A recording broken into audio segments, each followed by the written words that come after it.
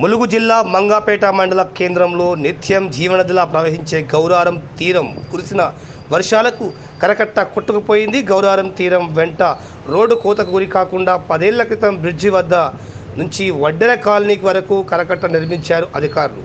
నాసిరకం పనులు చేపట్టడం కారణంగా కరకట్ట నిర్మాణ సమయంలో స్టీల్ వాడకపోవడంతో వాగు ఉధృతికి నిర్మించిన 2 ఏళ్లకే కొంతమేర కరకట్ట కొట్టుకుపోయింది. గత 3 రోజులుగా కురుస్తున్న భారీ వర్షాలకు కరకట్ట పూర్తిగా నేల కూలిపోయింది. దీంతో సినిమా హాల్ వీధి, వడ్డెర కాలనీ, బానారివాడలకు ప్రమాదం పొంచి ఉండే అవకాశం ఉందని అక్కడి కాలనీవాసులు ఆరోపిస్తున్నారు.